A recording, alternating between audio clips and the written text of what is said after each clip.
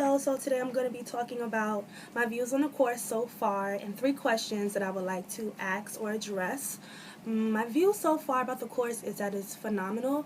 I do like the fact that it's completely virtual, and this is my first time doing a video in a class, and I've been, we're all grad students, so I think that's pretty different, that the class is completely virtual and we're able to see the work of our peers. So my first article is about the school reform for rural America. A lot of times in class we did talk about urban settings, but I think it is important to kind of look at the rural communities and see what they're struggling with. So according to the article, 48% of children live in rural areas, do live in poverty. Also, they are more likely to use methamphetamines, and they're more likely to use amphetamines, which are drugs. So drug abuse is rampant in rural areas, not only just in urban areas. So according to the article as well, rural communities face problems with hiring teachers.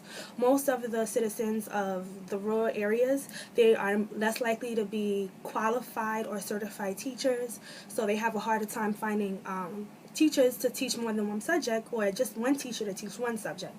So one thing that they have started doing was distant learning, which is using laptops or technology to teach students, which I think is different, but I think that if it solves the problem, it solves the problem. One thing that they did mention was that a lot of the schools are unwilling to become charter schools. So because of they have what they call school of choice. So charter school would be by lottery, and a lot of the people in rural areas, they like to kind of choose where they want to go. So they are pretty suspicious of chartering a public school.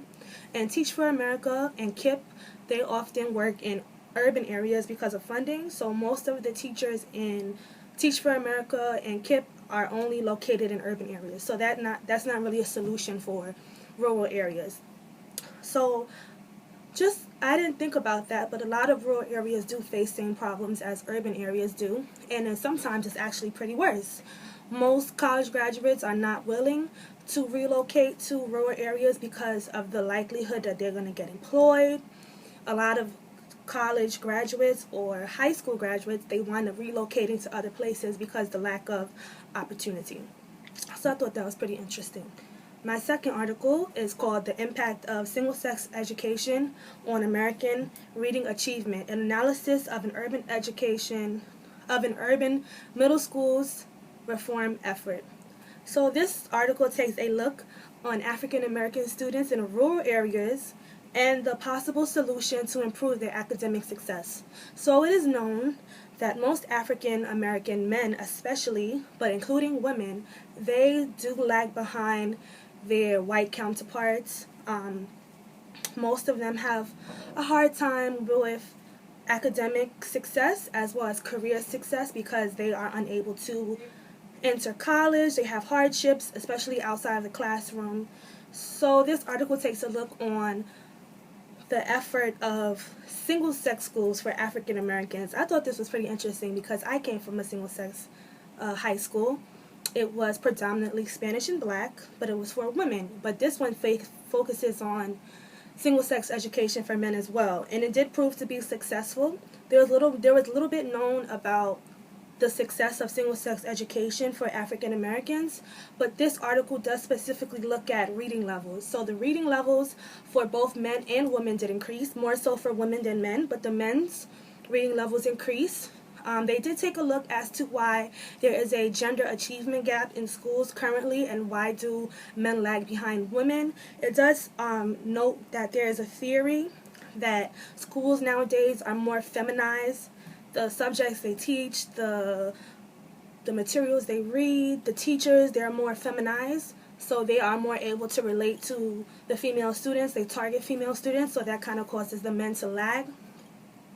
It also says that because of this, there is a gender achievement gap, and it is in all areas. It's not only in tests, but it's also in student leadership, it's also in standardized tests, and it's also in the enrollment of post-secondary education. So in college settings, you will see more women than men, which is a result of their secondary education.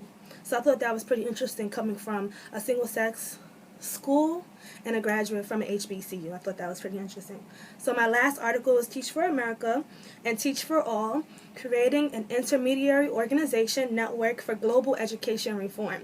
So this article is about Teach for America, and me, I was a candidate for Teach for America, and I didn't get accepted. So I think that looking into the organization, I definitely do see some loopholes and some things that I would, I'm kind of happy I didn't step foot into that. But it's about its roots. It was founded in 1982 by Wendy Koop. Wendy Koop, yes, it was founded by Wendy Koop. Its goal is to offer education, but more so to focus on the inequality for students. So focusing on more of a culture of creating and instilling pride and helping those inner city kids who might be struggling. So it's more of a holistic approach. It's more of a humanistic approach to education. So most Teach for America candidates, they are four-year graduates. They are mainly student leaders or significant students with high GPAs. They are often recruited, and they get recruited. They do have it's an extensive interview process. If you're selected, you do have a 5-year summer institute and 18 hours of student teaching according to the article. And it does say that Teach for America candidates do consider themselves highly qualified if they're in training. So based off their credentials, they are considered highly qualified, which is different, I would say. If you're not certified, you shouldn't be considered. It's kind of difficult to call someone highly qualified if they're not really certified to teach. But, that's just what the organization feels. But this article talks more so on the expansion of Teach for America and its policies into Teach for All, which is currently operating. It was established in 2007 according to the article, and it operates in 34 countries under the same principles as Teach for America. And we often criticize Teach for America because of its reason for deprofessionalizing teaching, as we talked about in the course. So I think that's pretty interesting because I didn't really look at it in that way, but when you read these articles, it kind of shed a lot of light that a lot of Teach for America candidates, they only stay for their 2-year commitment. So you commit 2 years, you want to be a teacher, you want to do this for a lifetime, but you only committed 2 years in the organization. Most of them, they're going to want to do other things, business, medicine, law. So most of them don't even really stay in teaching for that long. So there is criticism about that. And there is no, the controversy, that's the controversy, the lack of teacher preparation in Teach for America. There is a lack. That 5 weeks and 18 hours of student teaching will equip you to be a teacher. But there is support for Teach for America in that it has improved urban education tremendously. It has been successful in educating rural students, and so there's 2 criticisms for Teach for America. So those 3 articles really caught my attention. As I said, sorry if I was rambling, but yeah. Thank you.